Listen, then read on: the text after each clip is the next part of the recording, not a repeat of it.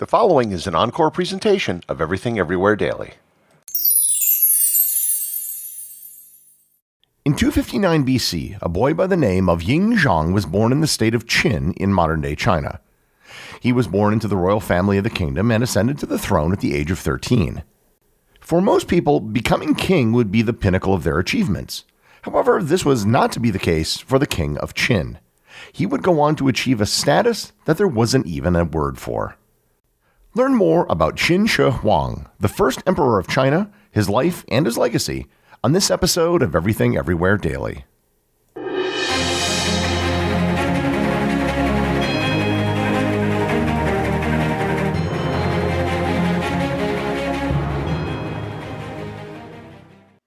This episode is sponsored by Fiji Water. You've probably heard of Fiji Water and have seen it in stores. Well, Fiji Water really is from the islands of Fiji. Drop by drop, Fiji water is filtered through volcanic rock, 1,600 miles away from the nearest continent and all its pollution, protected and preserved naturally from external elements. In this process, it collects a unique profile of electrolytes and minerals, resulting in more than double the electrolytes as the other top two premium bottled water brands, giving Fiji water its smooth taste. Fiji water's electrolytes are 100% natural, and this water even has a perfectly balanced pH of 7.7. I've recently been trying to reduce my consumption of diet soda, and I found Fiji water to be a great alternative. Visit your local retailer to pick up some Fiji water today for your next backyard party, beach day, hike, or even your home office. Fiji water is Earth's finest water. This episode is sponsored by Mint Mobile. There are numerous subscriptions that you pay for every month. If you want to reduce your monthly spending, your only option is usually to cancel and go without. But in case of your phone, you can significantly reduce your costs while still enjoying almost the exact same service by switching to Mint Mobile. With plans starting at just $15 a month, Mint Mobile gives you premium wireless service on the nation's largest 5G network. With Mint Mobile, you can use your same phone number, contact list, and even connect to the exact same towers and cellular network. The only difference is price. And that's why I recommend Mint Mobile. This year, skip breaking a sweat and breaking the bank. Get your summer savings and shop premium wireless plans at mintmobile.com/EED. That's mintmobile.com/EED. Upfront payment of $45 required, equivalent to $15 a month. Limited time new customer offer for first 3 months only. Speeds may slow above 35 gigabytes on unlimited plan. Taxes and fees extra. See Mint Mobile for details. Qin Shi Huang is arguably one of the most influential people in Chinese history. If you read any list of the most influential and significant people in Chinese history, his name will almost always be at or near the top. It isn't a stretch to say that Qin Shi Huang was responsible for the creation of China, and that China wouldn't exist in the form it does today without the actions that he took over 2,000 years ago. To understand what happened, we need to understand the geopolitical situation in China at the time. Around the time of birth of Qin Shi Huang in 259 BC, China was deeply embroiled in the Warring States period, which had lasted from about 475 BC to 221 BC. This era followed the decline of the Zhou dynasty and was marked by chaos, military conflict, and the rise of 7 major states that all vied for dominance. The geopolitical landscape during this time was complex and characterized by shifting alliances, frequent warfare, but also significant cultural and technological achievements. China had broken up into 7 major states during this period: Qin, Chu, Zhao, Wei, Han, Yan, and Qi. Each of the 7 states had their own strengths and weaknesses. Qin was located in the western part of China. Qin was initially considered to be barbaric by the other states. However, it had an abundance of natural resources, notably iron and coal, which facilitated the development of strong military technology and infrastructure. Chu was the largest state in the south. It was known for its strong military and cultural influence, but was geographically isolated by mountains and rivers, which sometimes made it vulnerable to northern incursions. Zhao was situated in the north-central part of China and was a key military power that often bore the brunt of Qin's military expansions. Wei had a central location. It was a significant commercial hub, but it often found itself in conflict with its neighbors over territory. Han was one of the smaller states. Han was situated between several larger powers and struggled to maintain its sovereignty against more powerful rivals. Yan was located in the northeast. Yan was geographically distant from the heart of the conflicts, but faced threats from both Qi and northern nomadic tribes. And finally, Qi was the easternmost state. Qi was economically prosperous and culturally advanced, with significant developments in trade and technology. The states often engaged in complex diplomatic maneuvers, forming and breaking alliances to counter the powers of their rivals. Intrigue and betrayal were common as each state sought to improve its position or survive. The constant shifting of alliances often led to wars that were as much about weakening opponents through attrition as they were about conquering territory.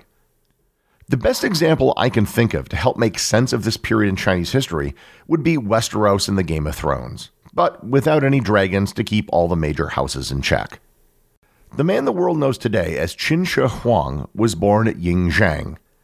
The whole naming of ancient Chinese nobility is shockingly complicated. The name Qin Shi Huang is really just short for Qin Shi Huang, which literally translates to the first Qin emperor. He was born to the crown prince of Qin, who later himself became King Zhuangzhang in 250 BC. However, his reign was short, having only been king for a little over 3 years, and when he died, his young son became King Zhang. As he was too young to rule in his own right, his mother's lover and his father's former friend, Lu Buwei, was appointed the royal regent. There have been rumors and theories that have existed for centuries that Lu Buwei was actually his father. After an 8-year regency, he ascended to the throne in his own right, and then the former regent Lu Buwei attempted a coup with a man by the name of Lao Ai, whom Qin Shi Huang's mother had 2 children with. Qin Shi Huang cracked down on the rebellion brutally, executing Lao Ai by tearing him apart with horses and killing all of his children and extended family. Lu Buwei was banished but lived under the constant threat of execution, so he eventually just killed himself. With the death of Lu Buwei, Qin Shi Huang was now the undisputed ruler of Qin. Having put down a coup, now his concern was fending off assassination attempts by neighboring kingdoms. There were multiple attacks on his life, several of which where he had to beat off his attackers by hand. The reason for the assassination attempts was that Qin had the largest and most powerful army, and the other warring states feared them. In the year 230 BC, the age of 29, Qin Shi Huang began a series of conquests of the neighboring states. That year, the Han Kingdom fell to Qin. The Kingdom of Wei fell in 225 BC, and the Kingdom of Chu was conquered in 223 BC.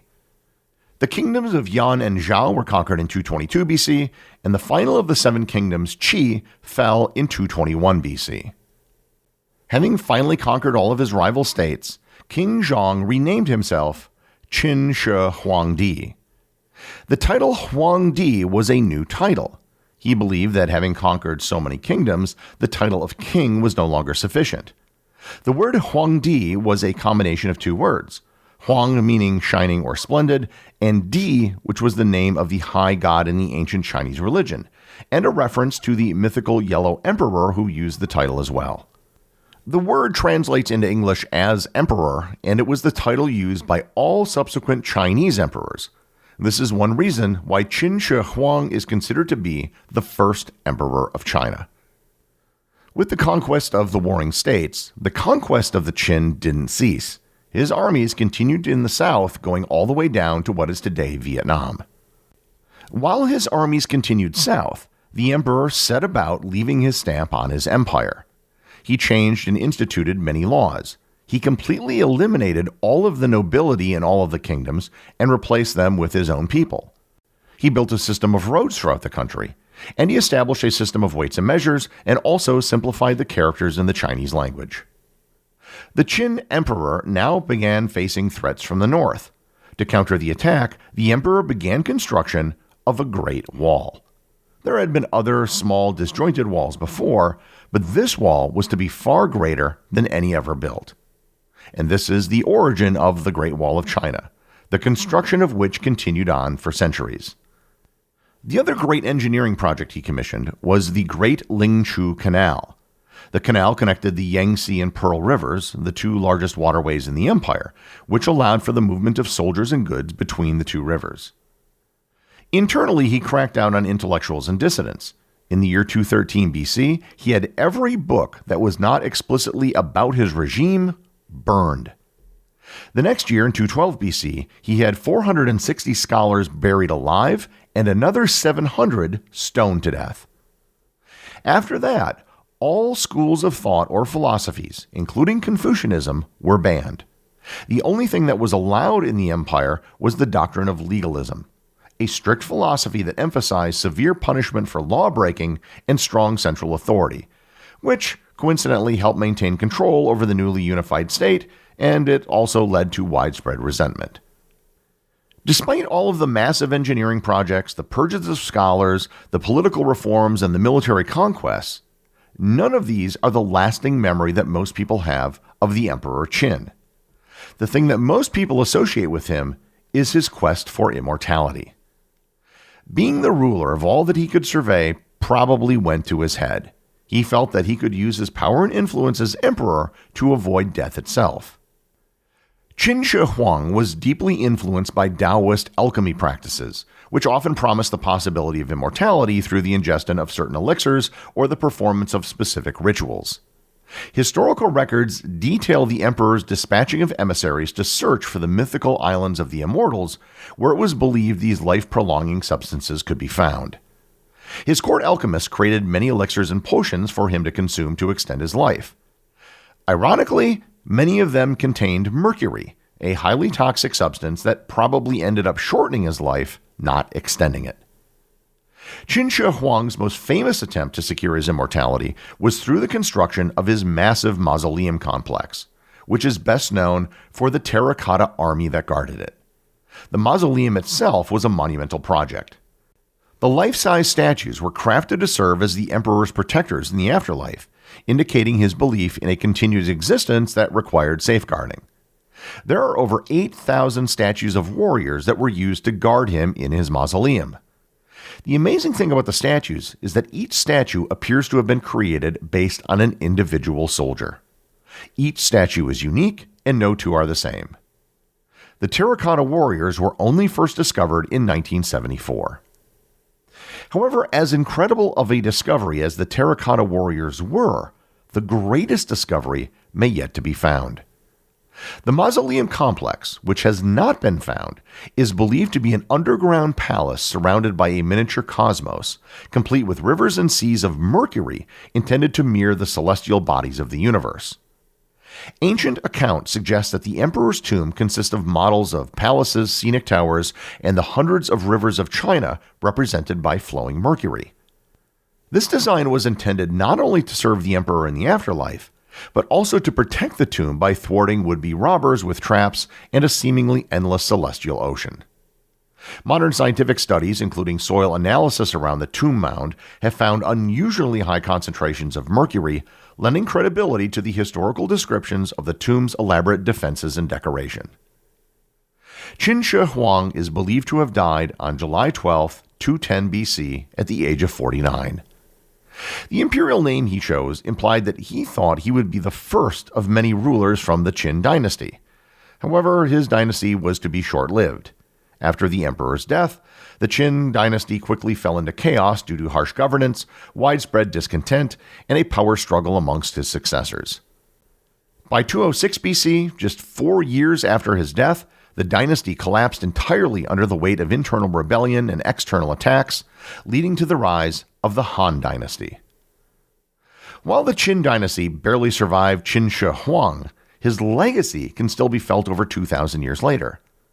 The unification of China was something that every successive emperor and dynasty attempted to replicate.